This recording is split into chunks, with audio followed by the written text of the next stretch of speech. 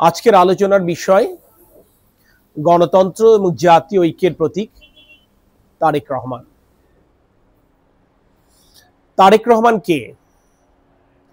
তারেক রহমান হচ্ছেন তিনি যার বাবা শহীদ রাষ্ট্রপতি জিয়াউর রহমান বাংলাদেশের স্বাধীনতার ঘোষণা করেছিলেন, যিনি শুধু স্বাধীনতার ঘোষণা করেননি, যিনি বাংলাদেশের খেটে খাওয়া শ্রমিক, কৃষক, ছাত্র তথা সাধারণ মানুষের সাথে কাঁধে কাঁধ মিলিয়ে 9 মাসের সশস্ত্র সংগ্রামের মাধ্যমে বাংলাদেশের লাল সবুজের পতাকা ছিনিয়ে এনেছিলেন।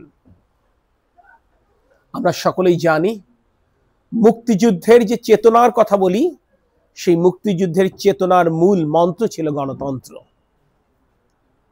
স্বাধীনতার পর শহীদ রাষ্ট্রপতি জিয়াউর রহমান তিনি আবারও সেনাবাহিনীতে ফেরত যান। শেখ মুজিবুর রহমানের নেতৃত্বাধীন সরকার জনগণ যে আকাঙ্ক্ষা নিয়ে, যে স্বপ্ন নিয়ে মুক্তিযুদ্ধে অংশগ্রহণ করেছিল, সেই স্বপ্ন কিন্তু বাস্তবে রূপ দিতে পারেনি। আমরা দুর্ভিক্ষ দেখেছি, আমরা বাকশাল দেখেছি, গণতন্ত্র হরণ করতে দেখেছি। আবারও ক্ষমতার পালাবদলের পর শহীদ রাষ্ট্রপতি জিয়াউর রহমান যখন ক্ষমতার কেন্দ্রবিন্দু আবির্ভূত, তখন কিন্তু তিনি বাকশালকে ব্যান করে যে আওয়ামী লীগ পরিচয়ে শেখ হাসিনা গর্ববোধ করতেন, সেই আওয়ামী লীগের পুনর্জন্ম দিয়েছিলেন। বাকশালের সময় মাত্র 4টি সংবাদপত্র রেখে সকল সংবাদপত্র বন্ধ করে দেওয়া হয়েছিল, অর্থাৎ গণমাধ্যমের লেখবার এবং বলবার স্বাধীনতা খর্ব করা হয়েছিল।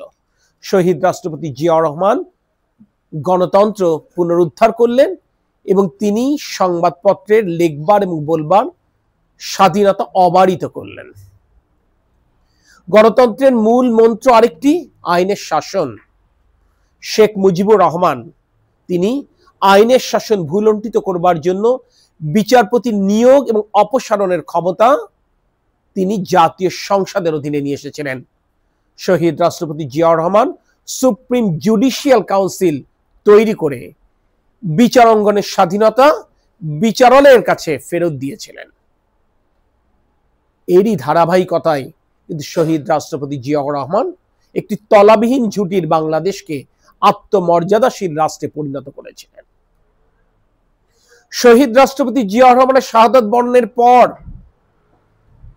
এই দলের নেতৃত্বে আসেন আমাদের মা, দেশের নেত্রী বেগম খালেদা জিয়া, যিনি তারেক রহমানের মা, যিনি দীর্ঘ 9 বছরের রাজপথের সংগ্রামের মাধ্যমে বাংলাদেশের জনগণের আবারও সেই হারানো গণতন্ত্র ফিরিয়ে এনেছিলেন। বেগম খালেদা জিয়া যেদিন বিধবা হন, তখন তার বয়স মাত্র 33 বছর। ওই বয়সের একজন যুবতী সাদা শাড়ি পরে রাজপথে নেমে এসেছিলেন নিজের 2 শিশু সন্তান তারেক রহমান এবং আরাফাত রহমানকে বাড়িতে রেখে বাংলাদেশের সকল নাগরিকরে নিজের সন্তান মনে করে তিনি বাংলাদেশের মানুষের গণতন্ত্র ফিরিয়ে আনবার জন্য লড়াই করেছেন।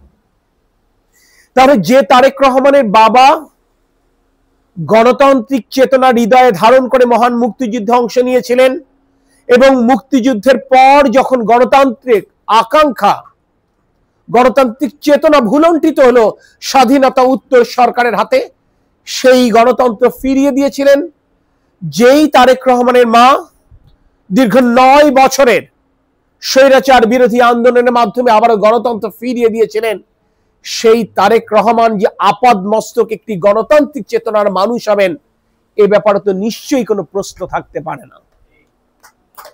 এই সেই তারেক রহমান যিনি দীর্ঘ 17 বছর বাংলাদেশের মানুষের সেই আবারও হারানো গণতন্ত্র, যেই গণতন্ত্র হারিয়ে গেল 1/11 সময়।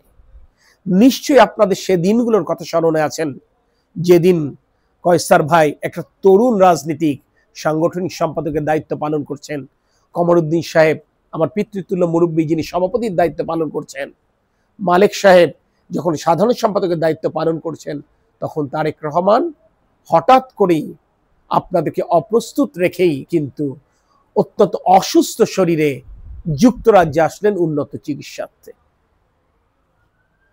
বাংলাদেশে বহু রাজনীতিককে ক্ষমতার পালাবদলের পর মিথ্যা মামলায় জড়াতে হয়েছে। ক্ষমতার পালাবদলের পর তাকে কারাগারে যেতে হয়েছে, কিন্তু কোন রাজনীতিককে এইভাবে নির্মম শারীরিক নির্যাতনের শিকার হতে হয়নি। এই প্রশ্ন যদি আপনার আমার মনে কখনো জেগে থাকে যে কেন তারেক রহমানকে সেদিন আঘাত করা হলো, কেন সেদিন তারেক রহমানকে পঙ্গু করে দেবার ষড়যন্ত্র হয়েছিল, তার কারণ ছিল একটি, তারেক রহমান একটি প্রতীক মাত্র। তারেক রহমান ছিলেন বাংলাদেশের গণতন্ত্রের প্রতীক। তারেক রহমানকে যদি পঙ্গু করে ফেলা যায় তাহলে বাংলাদেশকে পঙ্গু করা যাবে। এই ষড়যন্ত্র যারা করেছিলেন দেশি বিদেশি ষড়যন্ত্রকারীরা, কার্যত বাংলাদেশকে পঙ্গু করবার জন্য, বাংলাদেশকে ধ্বংস করবার জন্য কিন্তু সেদিন তারা তারেক রহমানকে আঘাত করেছিলেন। স্রষ্টার দরবারে লাখ কোটি শুকরিয়া এবং যুক্তরাজ্য বিএনপির প্রতি আমাদের গভীর কৃতজ্ঞতা। তাদের তাৎক্ষণিক ভূমিকায়, আন্তরিক ভূমিকায়, দায়িত্বশীল ভূমিকায় আজ আমাদের প্রিয় নেতা সেই সংকট উত্তরণ করে একটি সুস্থ স্বাভাবিক জীবনে ফিরে আসতে পেরেছে। যুক্তরাজ্য বিএনপির এই দীর্ঘ 17 বছরের ফ্যাসিবাদ বিরোধী আন্দোলনে তাদের ভূমিকার কথা আপনারা বলেন, আমরা দেশবাসীও বলি, কিন্তু আমার কাছে সবচেয়ে গুরুত্বপূর্ণ বিষয় হচ্ছে আমাদের নেতা তারেক রহমান, যিনি 18 কোটি বাংলাদেশের নেতা। আপনারা সেই সংকটকালীন মুহূর্তে তারেক রহমানকে আপনারা ছায়ার মতো অনুসরণ করেছিলেন, আপনারা আশ্রয় দিয়েছিলেন, তাকে সাহস জুগিয়েছিলেন।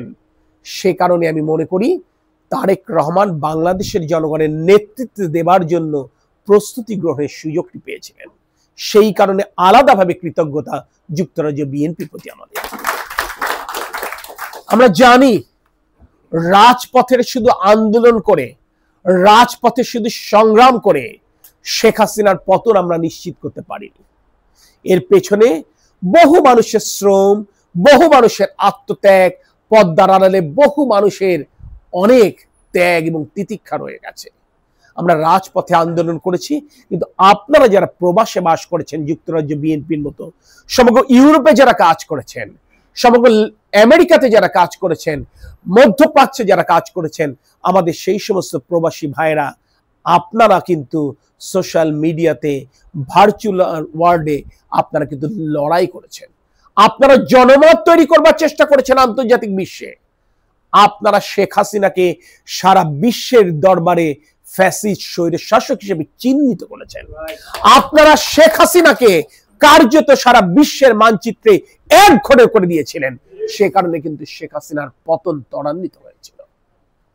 প্রিয় সাথী সহযোদ্ধা বৃন্দ, তারেক রহমান আজ জাতীয় ঐক্যের প্রতি কেন? একজন বক্তা বললেন, কোন রাজনৈতিক দল আপনি দেখবেন বাংলাদেশের ইতিহাসে অন্য কোন রাজনৈতিক দলকে নিয়ে চলবার অভ্যাসটি করতে পারেনি। তার ব্যতিক্রম ছিলেন শহীদ রাষ্ট্রপতি জিয়াউর রহমান, তার ব্যতিক্রম ছিলেন দেশনেত্রী বেগম খালেদা জিয়া, এবং তাদের শুধু রক্তের উত্তরাধিকার নয়, আদর্শের উত্তরাধিকার তারেক রহমানও ঠিক একইভাবে ব্যতিক্রম। কারণ তারেক রহমান প্রথম বলেছিলেন শেখ হাসিনা নিছক কোন স্বৈর শাসক নন, শেখ হাসিনা নিছক কোন একনায়ক নন, শেখ হাসিনা ফ্যাসিস্ট। এবং সারা বিশ্বের ইতিহাস বলে কোন ফ্যাসিস্টের পতন একক রাজনৈতিক দলের পক্ষে কখনো সম্ভব হয়নি। তাই সমাজের সকল রাজনৈতিক দলকে এক হতে হবে। এই বক্তব্য তিনি দিয়েছিলেন 2018 সালে জাতীয় সংসদ নির্বাচনের আগে। জাতীয় সংসদ নির্বাচনের আগে এই বক্তব্যের পরিপ্রেক্ষিতে আপনাদের মনে আছে 20 দলীয় ঐক্য জোট আত্মপ্রকাশ করেছিল, এবং ওই প্রহসনের নির্বাচন, যে নির্বাচন দিনের ভোট রাতে মঞ্চস্থ হয়েছিল, সেই নির্বাচনের পর আরো 23টি রাজনৈতিক দল, অর্থাৎ সর্বসাকুল্যে 43 থেকে 44টি রাজনৈতিক দল তারেক রহমানের আহ্বানে সাড়া দিয়ে যুগপথ আন্দোলন করে শেখ হাসিনার পতন নিশ্চিত করবার প্রেক্ষাপট তৈরি করেছিলেন। এরপরে আবারও তারেক রহমান আজ থেকে প্রায় 2.5 বছর পূর্বে তিনি বলেছিলেন শেখ হাসিনা ফ্যাসিস্ট, শেখ হাসিনা স্বৈর শাসক নন, শেখ হাসিনা একনায়ক নন। এই কথাটি বুঝতে আপনার আমার যতদিন দেরি হবে ততদিন আরো প্রতিদিন প্রতি মুহূর্তে আরো মায়ের বুক খালি হবে।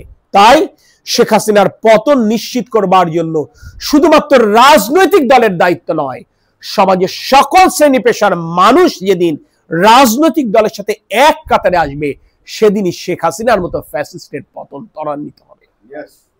আপনারা জুলাই আগস্টের গণ অভ্যুত্থান দেখেছেন, সাধারণ ছাত্রছাত্রীদের সংগ্রাম দেখেছেন, লড়াই দেখেছেন। সেই সংগ্রাম এবং লড়াইয়ের সারথি হিসেবে আমি সাক্ষ্য দিচ্ছি, সেই লড়াই এবং সংগ্রামে ছাত্রছাত্রীর সাথে তাদের মায়েরা, তাদের বোনেরা, তাদের বাবারা সম্পৃক্ত হয়েছিলেন। ওই ছাত্রদেরকে আশ্রয় দিয়েছিলেন খেটে খাওয়া শ্রমিক। সেই ছাত্রদের মুখে পানি তুলে দেবার জন্য শ্রমিক ভাইরা তারা এক বেলা কাজ বন্ধ রেখে এক এক দিন এক একজন খাবার তুলে দিয়েছেন। আর আমরা যারা শহীদ রাষ্ট্রপতি জিয়াউর রহমান আদর্শের সৈনিক ছিলাম, তারা ওই দীর্ঘ 36 দিন আমরা আমাদের সন্তান তুল্য, ছোট ভাই তুল্য ছাত্রছাত্রী ভাই বোনদেরকে আমরা সুরক্ষা দিয়েছিলাম, তাদের খাবারের বন্দোবস্ত করেছিলাম। যখন ফ্যাসিস্ট শেখ হাসিনা তাদেরকে খুলে বেড়াচ্ছে, তখন আমরা তাদেরকে আশ্রয় দিয়েছিলাম। আজ যারা সরকারে থেকে কিংবা সরকারের বাইরে থেকে বড় বড় কথা বলছেন, তাদের বহু রাত বিএনপির সেফ হাউসে কেটেছে, তাদের বহু রাত বহুদিন তারেক রহমানের আনুকূল্যে পার হতে দিয়েছে।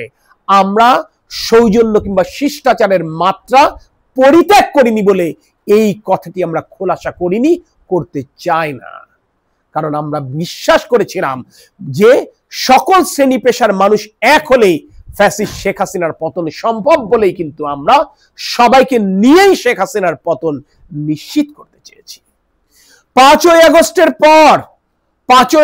পট পরিবর্তনের পর যখন বিভিন্ন রাজনৈতিক দল কৃতিত্ব দাবি করবার লড়াই অবতীর্ণ হলো, একমাত্র ব্যতিক্রম আমাদের প্রিয় নেতা তারেক রহমান, যিনি কোনদিন কৃতিত্ব ব্যক্তি কিংবা আমার দল বিএনপির পক্ষে দাবি করেননি। তিনি এই কৃতিত্ব কিংবা এই অর্জন সমগ্র বাংলাদেশের 18 কোটি মানুষের কাছে তিনি শেয়ার করেছিলেন, তিনি ভাগ করে নিয়েছিলেন এই কৃতিত্ব। তিনি বলেছিলেন শেখ হাসিনার এই পতন কোন একক রাজনৈতিক দলের পক্ষে সম্ভব হয়নি। আমরা গণতন্ত্রকামী সকল রাজনৈতিক দল, গণতন্ত্রকামী সমাজের সকল শ্রেণী পেশার মানুষ এক হয়েই আমরা শেখ হাসিনার পতন নিশ্চিত করেছি। তাই আগামীর বাংলাদেশ আমরা সকলকে নিয়েই গড়তে চাই।